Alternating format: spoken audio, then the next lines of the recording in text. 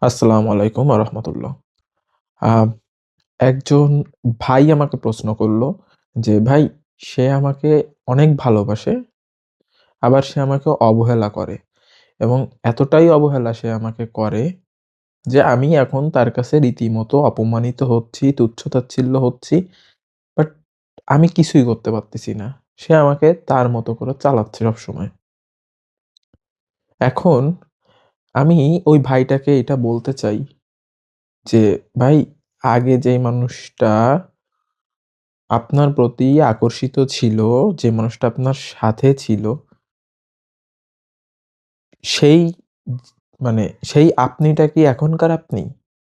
মানে বাস্তবিক অর্থে আমি কি বোঝাতে পারতেছি? আমি আপনাকে এটা বলতে চাচ্ছি যে, আপনি একটা জিনিস দেখেন যে, দুজন মানুষের সম্মতিতেই তো হচ্ছে একটা রিলেশনশিপ তৈরি হয় বা একটা ভালোবাসা তৈরি হয়।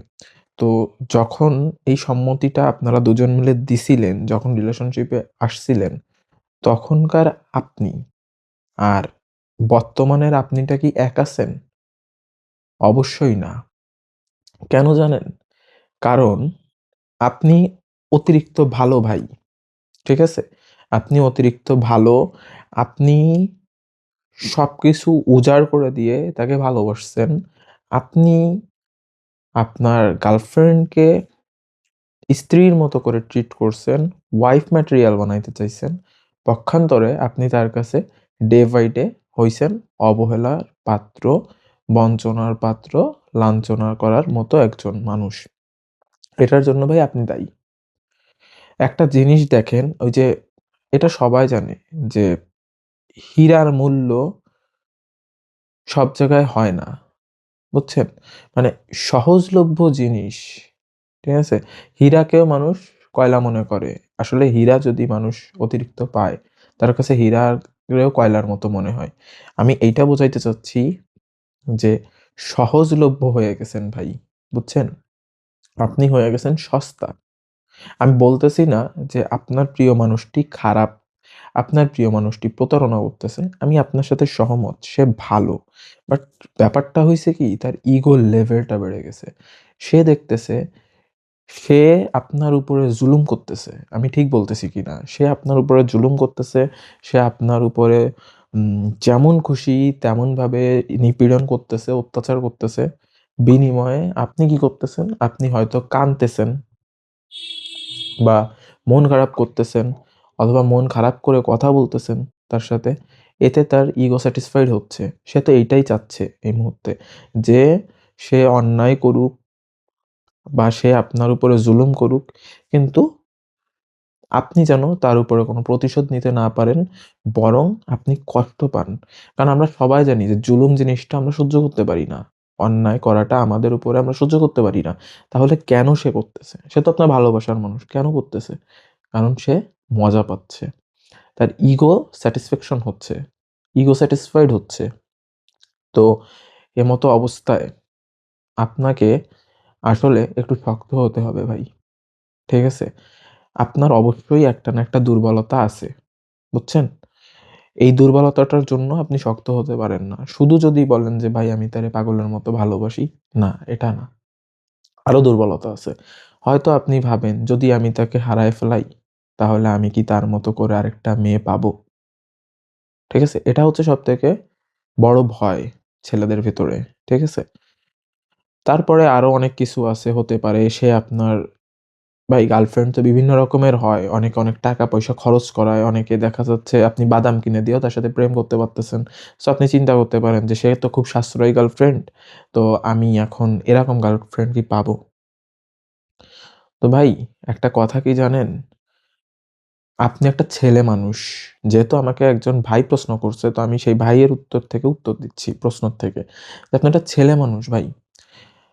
আপনি যদি অল্পতেই দুর্বল হয়ে যান, আপনি যদি অল্পতেই ভেঙে পড়েন, তাহলে ভাই গোটা জীবনটা আপনি সামলাবেন কি করে? গোটা জীবনে কত ঝড়, ঝঞ্ঝা, ঝাপটা কত কিছু আছে। আপনি কি করে সামলাবেন এটা? সো আপনাকে এখন থেকে স্ট্রং হতে হবে। সে যদি আপনাকে সত্যি, সত্যি ভালোবেসে থাকে, মানছি আপনি তো বলতেছেন সে ভালোবাসে। তাহলে আপনি যদি স্ট্রং হন, আপনি স্ট্রং হলেন, আপনি ফোন দিলেন না, সে দেয় না, আপনিও দিলেন না, আপনি ১ সপ্তাহ না দিয়ে থাকলেন, আপনি কি হইছে? ১ সপ্তাহ যদি ফোন না দেন, কথা না হয়, সে আপনাকে ভুলে যাবে। ভাই ভালোবাসা এত ঠুনকো। যদি সে আপনাকে ভুলে যায় ১ সপ্তাহ কথা না বললে, তাহলে ভাই ভুলে যাওয়া ভালো না? ভুলে যাওয়া ভালো না? আল্লাহ মাফ করুক, হায়াত মউত আল্লাহর হাতে। আপনি মরে গেলেন। সে তো আপনারে ভুলে যেয়ে আরেকটা বিয়ে করবে। তখন কি করবেন?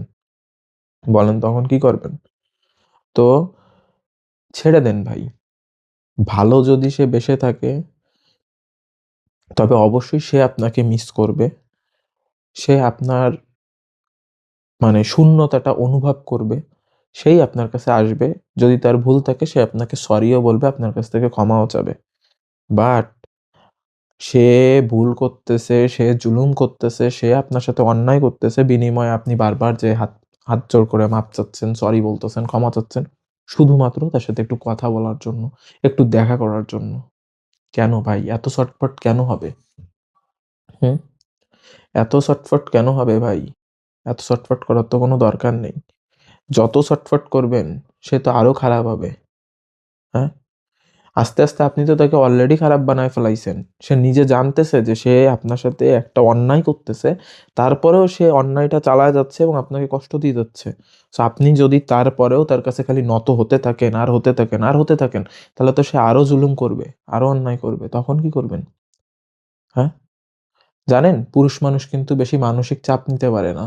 পুরুষ মানুষ স্ট্রোক করে, পুরুষ মানুষ মারা যায় অল্পতেই। এখন হয়তো আপনার বয়স কম আছে ২০-২৫ এর ভিতরে বয়স আছে। আপনি হয়তো এখন এই জিনিসটা বুঝতেছেন না। বাট তার যদি এইভাবে আপনি ইগোর পাহাড় বাড়াইতে থাকেন, মানে সে অন্যায় করে, করেও আপনার উপরে জুলুম করে, করে জিতে যায়। আপনিই তার কাছে যেয়ে ভিক্ষা চান, মাপ চান, ক্ষমা চান।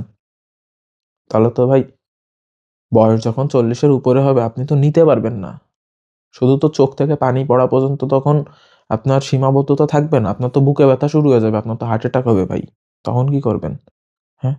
এখন না হয় মানায় নিচ্ছেন, কষ্ট লাগলেও রাত্রে ঘুমাইলে সকালবেলায় ভুলে যান, তার সাথে আছেন। কিন্তু তখন কি করবেন? এজন্য আমি আপনাকে এইটা বলতে চাচ্ছি যে, কিছু করা লাগবে না ভাই। চুপচাপ থাকেন। আমি বলব না আপনি তার সাথে কথা বলা ছেড়ে দেন। আপনাকে ১ম এ স্টেপ দেই। যদি সে আপনাকে ভালোবেসে থাকে বাট আপনাকে অবহেলা করতেছে আর অপমান করতেছে, যদি এরকম হয় তাহলে আপনি চুপচাপ থাকেন। সে যতটুকু আপনাকে প্রশ্ন করে আপনি ততটুকুর উত্তর দেন। আপনি পাল্টা প্রশ্ন করেন না। অন্তত ১ টা সপ্তাহ এভাবে চলেন।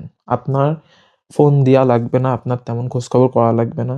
তবে আপনি তাকে বুঝতে দিয়েন না যে আপনি ইচ্ছা করে তাকে ইগনোর করতেছেন। আপনি তাকে আগে যেখানে ১০ টা ফোন দিতেন প্রতিদিন, আপনি তখন এখানে ৩ টা দেবেন। আপনি সে ফোন দিলেই পর ধরে ফেলাইতেন। এখন আর ধরবেন না। ১ বার ২ বার দিবে তারপরে আপনি তার ফোনটা রিসিভ করবেন। এতে করে তার মাইন্ডে এটা চিন্তা আসবে যে কি হলো?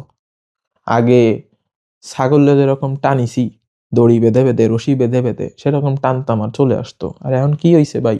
এখন তো দেখতেছি গরু হয়ে গেছে। এখন তো টানলে আসে না, বরং যদি শিং-টিং দিয়ে গুতা মারতে যায় উল্টা আমি ভয় পাই। এটা চান না? তাহলে অন্তত ১ টা সপ্তাহ চেষ্টা করে দেখুন। কজ ওই মানুষটার আপনি ইগোর পাহাড় অনেকটাই বড় করে দিছেন। ঠিক আছে? সে আপনাকে এখন মানুষ মনে করে না। সে আপনাকে মনে করে আপনি তার হাতের পুতুল। কাজেই আপনি তার হাতের পুতুল হয়েন না। আপনি যেমন ছিলেন আগে আপনি তেমনটা হওয়ার চেষ্টা করেন। ভাই ভালোবাসলে কেউ ৭ দিনে, ৮ দিনে, ১ মাসে কেউ চলে যায় না, কেউ হারায় যায় না ভাই। আপনার ভয় নাই। কিচ্ছু হবে না ভাই। আপনি ৭ টা দিন বুকের উপরে পাথর বেঁধে হলেও আপনি চেষ্টা করেন। তারে এড়ায় চলার চেষ্টা করেন। ইনশাআল্লাহ ভালো কিছু হবে। তো আমার চ্যানেলের রেগুলার ভিডিও আসে। আমার ভিডিও ভালো লেগে থাকলে আমার চ্যানেলকে সাবস্ক্রাইব করে দেন। প্লিজ ভিডিওতে লাইক দিয়ে দেন এবং কমেন্ট করে জানান আপনাদের আর কোন ধরনের ভিডিও চাই। আমি ইনশাআল্লাহ দেওয়ার চেষ্টা করব। ঠিক আছে? পরবর্তী ভিডিওতে দেখা হবে ইনশাআল্লাহ। আর একটু চেষ্টা করেন ভাই আমার চ্যানেলটা সাবস্ক্রাইব করে দেন। আল্লাহ হাফেজ। আসসালামু আলাইকুম।